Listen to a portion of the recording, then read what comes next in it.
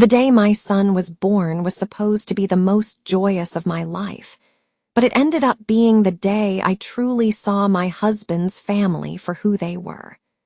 I, a 27-year-old woman, gave birth to a beautiful baby boy last week with my husband, Liam, who is 28. We had been together for 3 years before getting married 2 years ago, so I've known his family for a solid 5 years. Because my own parents live in another state, and my father deals with several health complications, my in-laws were our designated backup. They were the ones who were supposed to drive me to the hospital if Liam wasn't available. We had discussed this plan extensively. They had verbally agreed to it, and based on our relationship up to that point, I had absolutely no reason to doubt they would be there for me.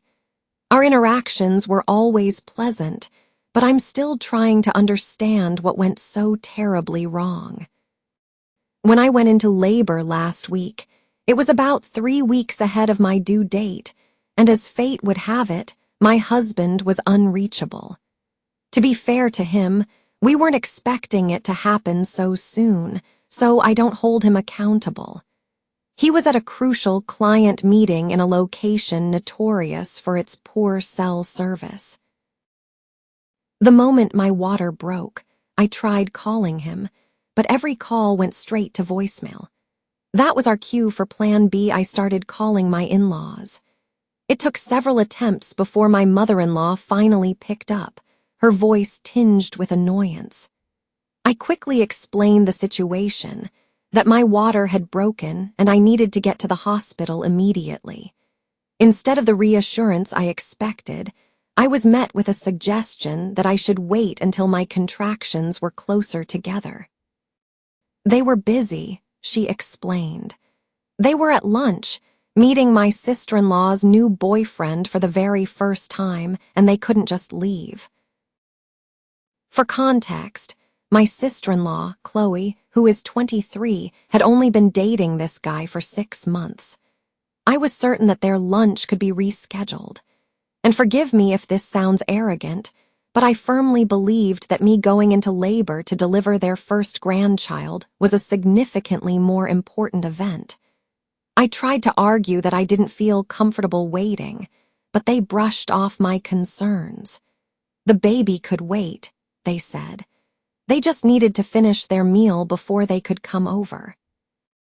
They had just placed their order, which meant it would be a long wait for the food to arrive, for them to eat, and then to drive to my house, only to then drive me to the hospital. I did the mental math and realized I simply could not afford to depend on them. I tried my husband a few more times with no luck, and then I made a decision. I would drive myself.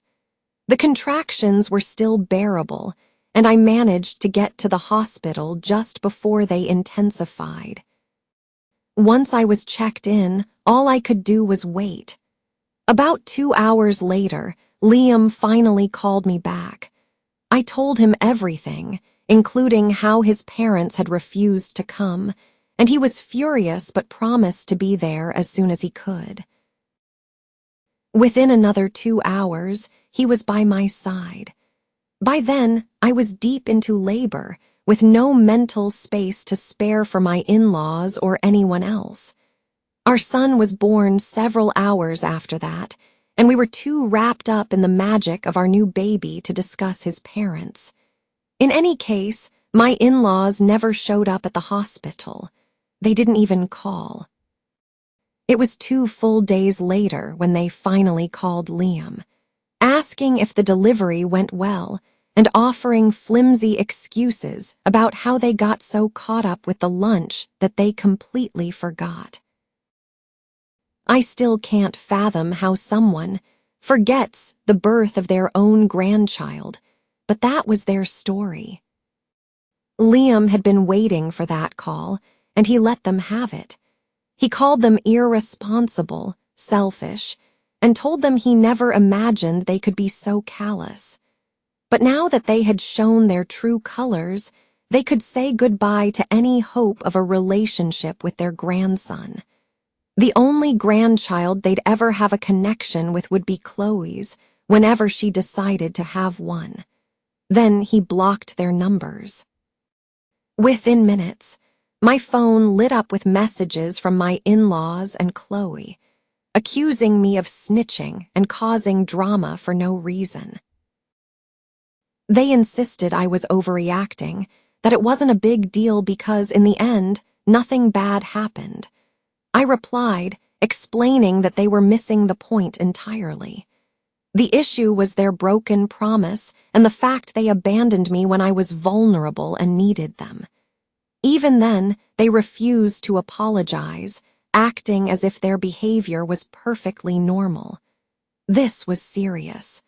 This was about the birth of my child, and it was not something I could forgive. I told them my husband spoke for both of us, and that they didn't deserve to be near our son if they couldn't respect his mother. They continue to insist we are the ones overreacting. Even though I'm certain we aren't, I just wanted to be sure we were on the right path. So, am I wrong for preventing my in-laws from seeing their grandchild after they left me to fend for myself? Update 1. Thank you all for your comments and validation. It means more than you know. Liam and I read through everything and it solidified our decision. They do not deserve to be in our baby's life. Period. They refuse to help me in my greatest time of need. They cannot realistically expect me to just forget that, especially when they haven't even offered a genuine apology or shown an ounce of remorse. How can I forgive people who aren't even sorry? I can't. And honestly, I have no desire to. I was already 80% certain we were in the right, but your comments helped me see just how egregious their actions were. The more I think about it, the more I fail to understand their coldness. We never had a bad relationship, so this completely blindsided us. Even Liam is baffled. We don't have an explanation, but the fact remains that it happened. I've blocked all of them as well, so they currently have no way of contacting us. It's a relief, as we are completely immersed in life with our newborn. These tiny humans are a handful, and frankly, we have no time or energy for this kind of toxic drama. It's pointless and leads nowhere. If they want to keep trying to contact us and guilt-trip us through other means, that's their choice. But they are delusional if they think we will respond. So far, it's been quiet, but it has only been a few days. I know them, and I'm sure they'll try harder eventually because they are obsessed with the image of a close-knit family. The idea of us cutting them off permanently will be unbearable for them. But that is precisely what's happening. Whether they can accept it is not our problem. I thought Liam would be more upset about this rift with his parents, but honestly, his entire world revolves around our baby right now. That's a huge relief, as the last thing I wanted was to be in the middle of some loyalty battle. Speaking of family, my parents are flying in to meet their grandson in a few days. I'm just hoping my in-laws remain quiet until after my parents leave. I don't want my father exposed to their drama. With his health issues, he absolutely doesn't need that stress. Update 2. My parents are finally here. They arrived last night and will be staying with us for a while. I am so grateful to have them, especially my mom, as an extra set of hands with the baby is a lifesaver. I'm on maternity leave, but Liam is working from home, so he can't help as much as he'd like. My mom has been a wonderful help. Thankfully, my in-laws' drama has been confined to the digital world, so my father isn't being drawn into any real-world conflict. For those asking, he has several heart conditions that have been a concern for years, and stress is a major trigger for him. It's incredibly easy to get him worked up, especially when it involves me. We haven't even told them the full story about the in-laws yet because I know my dad would be furious to learn they refused to take me to the hospital. We simply don't want him agitated. So, for as long as he's here, we're keeping it under wraps. However, that doesn't mean my in-laws have given up. They're still at it, but they're using online channels. They've created fake social media profiles to send us messages, telling us we're making a huge mistake, that they had their reasons for staying at lunch, and that I shouldn't hold it against them because, ultimately, no harm came to their grandchild. It's infuriating that they can't see it's not about what did or didn't happen. It's about their utter failure to honor a commitment. They were incredibly selfish and insensitive. I don't care what their reasons were, because this was important. It should have been important to them, too, if they truly cared about their grandson. They only seem to care now that he's here, but they couldn't be bothered about how he got here or the well-being of the person who brought him into the world. They promised to be there for me. They had every opportunity to do so, and they chose not to. That is unacceptable. Liam and I are united on this. Their reasons don't matter. There is no excuse for what they did, and I will keep them away from my child for as long as I feel is necessary. If that makes me an overreacting villain in their story, so be it. Right now, I know I don't need them. Liam doesn't want them around, and my parents definitely wouldn't either. I'm just glad they haven't asked too many questions yet. I'm also thankful they haven't tried showing up in person. That's the last thing we need. Update 3. My parents were here for a wonderful week, but had to fly back yesterday. It was so good to have them, and they promised to try and visit again before the end of the month, which I'm already looking forward to. Having my mom's help was a blessing, and now that she's gone, Liam has promised to lighten his workload to pitch in more. Fortunately, we've been very careful with our finances, so we can afford for him to scale back a bit right now. On the family front, his side has been quiet for the last few days. I think they finally got the hint and have backed off. As I feared, my parents did ask why the in-laws weren't visiting, finding it very strange. I initially lied to my father, telling him they were on a vacation and would be back later. He found it odd but didn't press the issue. My mother, however, saw right through it. She told me she knew something was wrong, because people who preach about family values as much as they do would never choose a vacation over meeting their first grandchild. There was no hiding it from her, so I told her the whole story. She was horrified and said I made the right call not telling my father, as he would have gone straight to them and caused a scene, which would have been terrible for his health. She affirmed that we did everything right. She said if she had been in their shoes, nothing in the world would have stopped her from being there for her daughter-in-law's delivery, especially after we had made a specific plan. The fact that they ditched me for lunch with Chloe's boyfriend was appalling to her. My mom felt awful that she couldn't be there for me, but I reassured her that it was different. She had to care for my dad, and they couldn't just fly out on a moment's notice, especially since the baby came early. I don't blame them at all. But for my in-laws, it was not the same. They had the chance and they chose to throw it away. Now they must live with the consequences. I had been feeling a sliver of guilt for not hearing their reasons, but my mom set me straight. She told me I had no reason to feel guilty. At the end of the day, they weren't there for me. That's all that matters. Whatever their reasons were, they couldn't have been serious or we would have known. And if they weren't serious, they weren't excuses. It's as simple as that.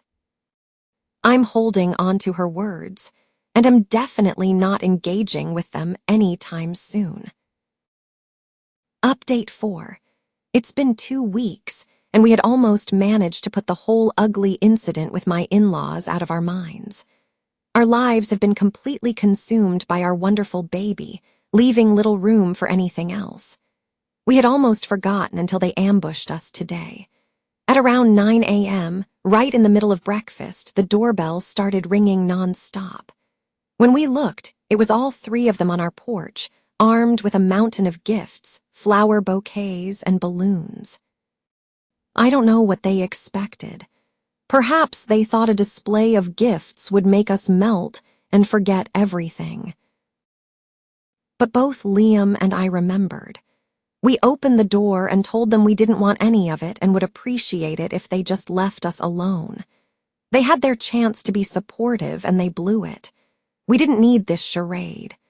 Then, his mother started talking to me in this condescending, sing-song voice, the way an adult speaks to a pouting child. She said she knew I was upset and that I had a right to be, but they were only human, and everyone makes mistakes. She said they were allowed one mistake, and that we had wasted enough time feuding. It was time to move on for the sake of their grandchild. Her tone was so dismissive, I was speechless. No one had ever spoken to me like that, as if I were 5 years old. Liam immediately told her to stop, that this wasn't a daycare and she wasn't my babysitter. He told her that we, as the parents, would decide what was best for our baby. They had forfeited their right to be called grandparents when they abandoned me. His parents then started arguing with him, claiming we were taking things too far, that it had been weeks, and we should be over it by now. They accused us of dragging it out just to make them feel guilty for something that wasn't that serious. They claimed our actions were petty, and that we were depriving our son of his grandparents' love out of spite. That's when I finally snapped. I yelled that we didn't owe them an explanation for anything. I told them to leave immediately, or I would call the police. I said my child would not be deprived of love. Our love was more than enough. They clearly didn't value him enough when it mattered, so we didn't need them now, especially since they never even bothered to apologize. They just stood there, stunned. I'm not a yeller, but they had pushed me to my limit. As I was getting worked up, Liam stepped in and ordered them to leave or he would call the cops. The shouting woke the baby, so I went to comfort him in his bassinet in the living room, close enough to hear everything. His parents and Chloe tried to reason with him by painting me as the villain. They said I was hormonal and emotional from the pregnancy, and that he should be the bigger person. They insisted the only reason they missed the birth was because they didn't want to be rude to Chloe's very important boyfriend, and that afterward, they had simply forgotten, as if that was believable. You don't just forget your daughter-in-law is giving birth. The argument escalated until Liam finally pulled out his phone and started dialing. That's when they finally left, shouting that he was an ungrateful son who would regret this. He didn't care. He came straight to me and the baby, and we spent the rest of the day in quiet recovery. We've decided that next time they show up, we're calling the police without hesitation. We were trying to avoid a scene in our quiet neighborhood, but they've left us no choice. I'm so done with them. I'm taking a break from posting for a bit. Thank you to everyone who has supported us through this.